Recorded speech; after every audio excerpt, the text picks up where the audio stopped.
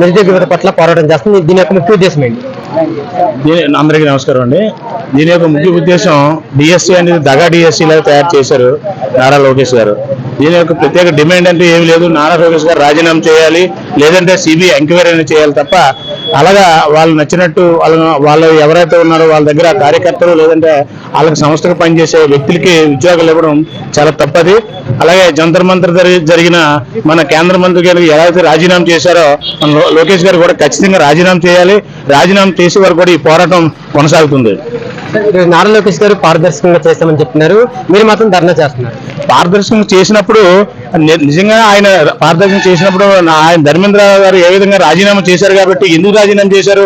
నేను తప్పు చేశానని రాజీనామా చేశారు. ఈయన తప్పు చేయలేదని సిబిఐ ఎంక్వైరీ చేసుకోమని చెప్పండి. ఎంక్వైరీ చేస్తేనే కదా తెలుస్తుంది తప్పు చేశాడో లేదనేది. ఇక్కడ నిరుద్యోగులందరినీ కూడా పొట్టను కొట్టారు తప్ప ఆయన ఉద్యోగం కాపాడుకోవడానికి ఏదో చేస్తాను తప్ప ఇదైతే ఖచ్చితంగా ఆయన పారదర్శకంగా అయితే చేయలేదు. గత 5 ఏళ్ల ప్రభుత్వం, ఇప్పుడు 2.5 ఏళ్ల ప్రభుత్వం ఎలా ఉందంటారు? 2.5 ఏళ్ళ ప్రభుత్వం ఏ విధంగా ఉందని మీ అందరికీ తెలిసిన విషయమే. ప్రతి పత్రికా విలేకరులకు తెలుసు, ప్రజలందరూ కూడా చూస్తున్నారు. అభివృద్ధి అనేది ఏమీ లేదు.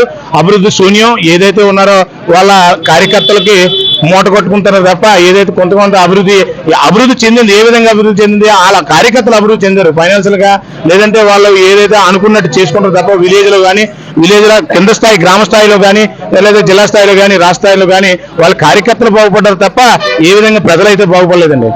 ఇక్కడ కూటమి ఎమ్మెల్యే పనితీరు ఎలా ఉంది? పనితీరు ఏముందండి, వాళ్ళ కార్యకర్తలు ఏదైతే నియోజకవర్గంలో సుమారు 120 గ్రామాలు ఉన్నాయి. 120 గ్రామాలు ఉన్న కార్యకర్తలు ఈ నాయకులు వాళ్ళున్న భూ కబ్జా చేసుకుంటూ అదే మైనింగ్ చేసుకుంటూ లేదంటే కోరిల్లో ఇష్టమైన కోరిళ్ళు సంపాదించుకుంటూ తప్ప అభివృద్ధి అయితే ఏమీ లేదు. ప్రజలకైతే ఏ విధంగా అభివృద్ధి అయితే చేయలేదు. వాళ్ళు అనుకున్న కార్యకర్తలు నాయకులే బాగుపడుతున్నారు తప్ప అభివృద్ధి అయితే శూన్యం సార్.